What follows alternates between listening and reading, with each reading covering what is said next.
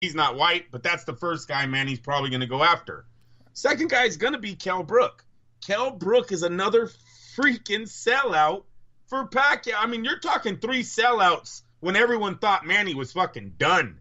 Done. And he's a favorite in his next 2 fights. And then when Manny's this big, then Eddie will start working with them, building him to fight some, I don't know, Commonwealth young amateur standout, right? He'll start building Manny, let him beat up a bunch of these other guys over there. Manny's never coming back to America, and it might not even cost him anything. Very, very impressed with Pacquiao's decision-making here in the final days of his boxing career. I didn't think he was going to make it without Bob Arum, and look at where we're at right now. I'm telling you, I believe he's a favorite against Kell Brook. I believe he's a favorite against Amir Khan, and both of those fights are sellouts. There you go. In a related note, Elliot Foster of Boxing Scene had this to say. James Tennyson will challenge for a world title in his next fight. The reigning Commonwealth European super featherweight title holder will take on Tevin Farmer, the IBF king, in a couple of months' time. This is, by the way, the worst written article ever. Tennyson has been out of the ring since knocking out Martin Joseph Ward at the O2 Arena in London back in May, exclusively live on Sky Sports. By the way, Steve Kim is not doing a good job of reading these stories before they go out. But the 25-year-old, who is 22 with 18 knockouts, will be back on October 20th against an American who has won the belt against Billy Dibb in Australia earlier this year. The fight will take place at the TD Garden in Boston, exclusively on Sky Sport and DAZN stateside, as part of the supporting cast to the Billy Joe Saunders mandatory defense of the WBO middleweight world title against Demetrius Andrade, and Katie Taylor's latest defense of her WBA IBF female lightweight title before she goes on to shoot for Playboy. Nice. Doesn't say that in the article. I'm putting it out into the universe. I'm just saying.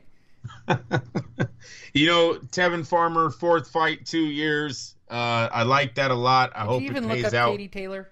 No, I hope it pays out for the kid. I thought you're... Ooh, she's ratchety, bro. Oh, man. That sucks. What? Yeah, Can't we get... I hope you don't get burnt out. But what's it going to take to get another Mia, the Big Tits St. John's, for us to enjoy? Well, you got to kind of have a playmate that don't have another talent so you can put her in the boxing ring. Because isn't that what happened there? Didn't Mia St. John... Oh, she got fucked up by real boxers, yeah. But didn't she go from Playboy to the ring? She didn't go from the ring. I don't know the order of that one, actually. Yeah, see, I believe it was Playgirl boxing. I believe. Don't hold me to that, but... Because she don't make it too long in the boxing. She's got the breasts that go boom. Here's the problem with Katie Taylor. She needs a sandwich. I don't like women that look unhealthy skinny. Yeah. I don't really care, but yeah. There she is. Oh, my God. She's all rocked up with muscles and shit. She's not wearing a bra in this shot, so I'm not digging her breasts either. Yeah. I don't want to see. I don't want to see her in Playboy. I've thought it through, Andrew. I have rethunk it. Next story. Miguel Berchelt takes on Miguel Roman. It has been secured by ESPN Plus, the app. Once again, Steve Kim, who may or may not be gay, who is also may or may not be the Boxing Scene editor.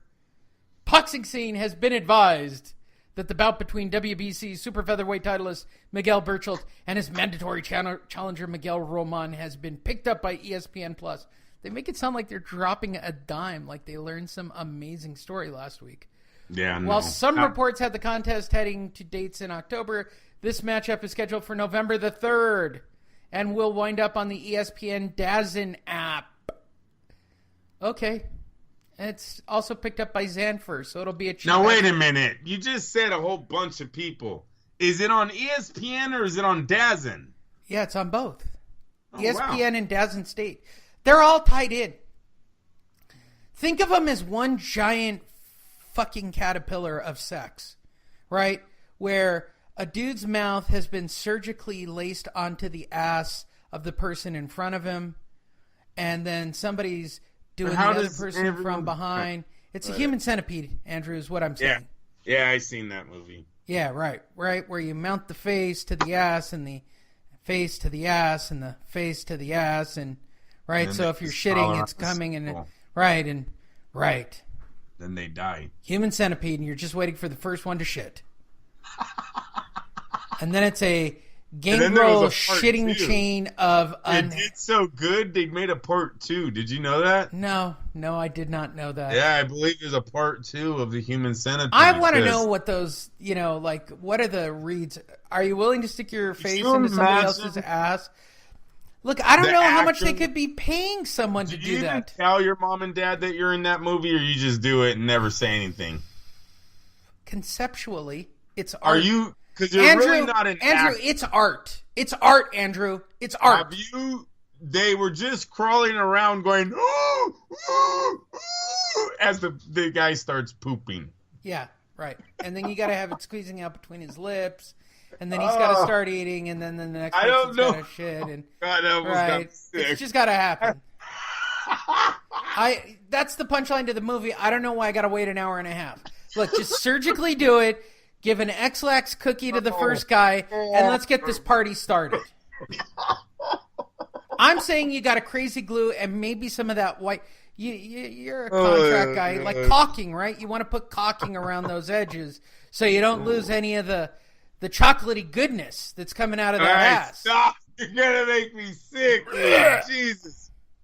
Oh, man. Yeah, I don't understand. What the fuck? Andrew, it sounds like to me you are not an ass-licking man. I am not an ass. I am not a shit eater. Is that what if that's what ass licking is? If you're going in ass deep, you got to be adult about it, Andrew. Things are going to happen in there. Shit is going to happen, proverbially, as they say. Shit is literally going to happen, Andrew.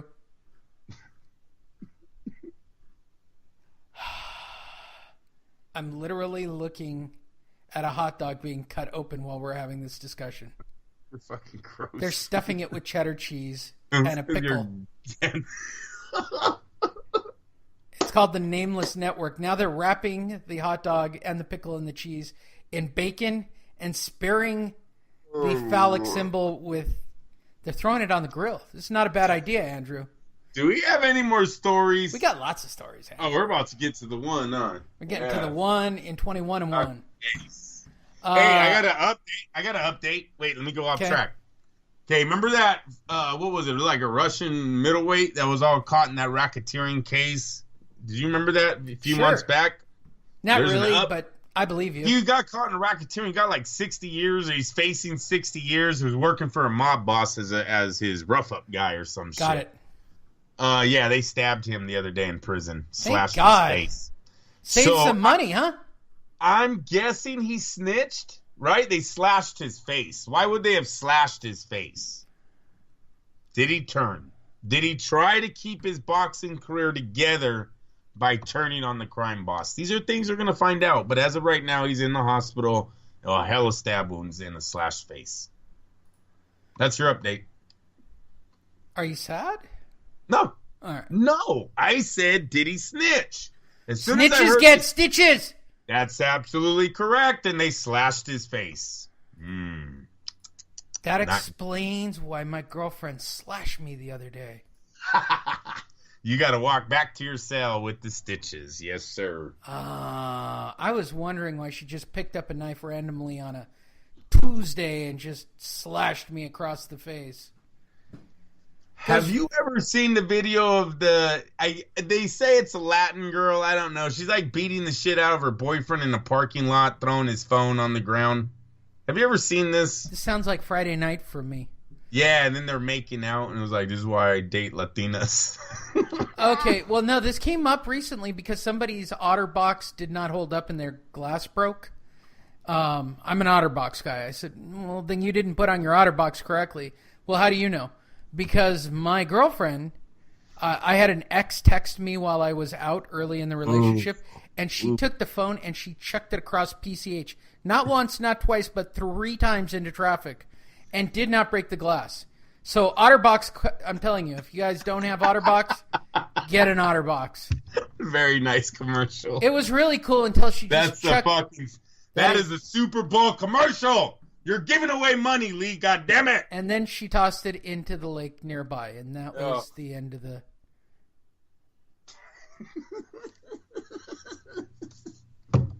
Then she wanted to walk home from Long Beach all the way back to the valley because she was a little drunk, too. Would you say that she was woofing? She was wolfy. She was wolfy. She was full wolf.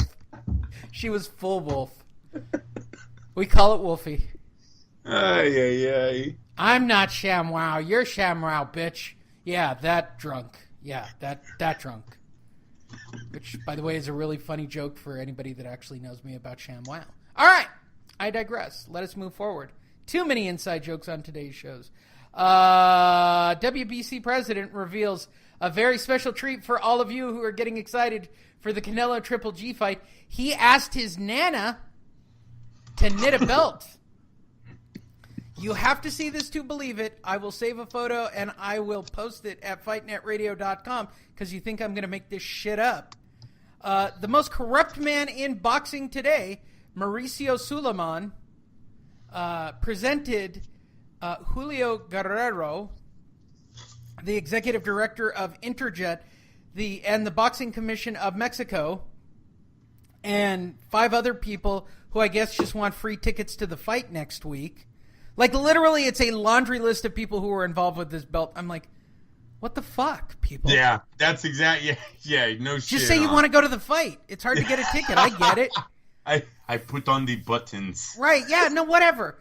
I'm the trade commissioner. Wait, listen to these titles. Director in Mexico of Vegas Convention Visitors. That's an actual fucking title. Director in Mexico of the Vegas Convention Visitors. Why don't you just say you're the lead on the Centipede, okay? You'd have as much respect. So, who else is here? The Boxing Commission of Mexico City President? That, I don't even know what that is. What the fuck is Interjet? Okay? The executive director of Interjet. All of these people got together, and they had Suleiman make a special belt. The belt commemorates one of the most important dates in Mexican history. Probably when they lost a war, Andrew. I'm going to go out on a limb. Most famous Mexican dates all seem to center around somebody dying or losing a war. Am I wrong about Mexican history? I'm in California. That's a pretty accurate sentence. Oh my For all of you who are here in California, California is directly... I'm waiting for a day for that, right? For when they lost California, too. For those of you who don't know, they lost California. That's why I'm watering my grass in 110-degree weather. It was created by artisans who captured the pre-Hispanic technique of chiapenic looming.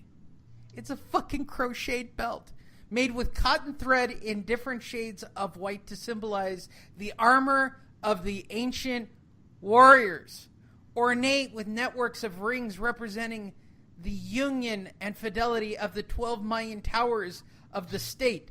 The belt bears the plaque legend, blah, blah, blah, blah, blah, which translates to Mayan warrior, as well as the initials of the WBC and the world champion. If you guys look this week, by the way, Andrew, that's carved into pure amber fossilized resin of 25 to 40 million years old. He had some drug lord's tiger pee on it this week. Did he really? Yeah, he has it with the little white cub. They said it was rescued. It's a rescued cub, but we all know he hangs around with the drug lord. I cannot stress this enough, people. Go to fightnetradio.com. I am posting the photo right now. There are 2 things to note in this photo. First is the crocheted Tecate belt, because the left side looks like they use Tecate labels, and the right side looks like they use Budweiser labels. And it looks like his kid put it together, not some heirlooming in 25 million. The second thing you need to notice in this photo is that fucking Suleiman looks like a fucking beaver. His teeth are yellow. Oh my gosh. And off, like he looks like... I just fucking hate him. Hate the whole Suleiman family. Corrupt motherfuckers. Can I get a big shout out from Sergio Martinez, listener of the show? Huh?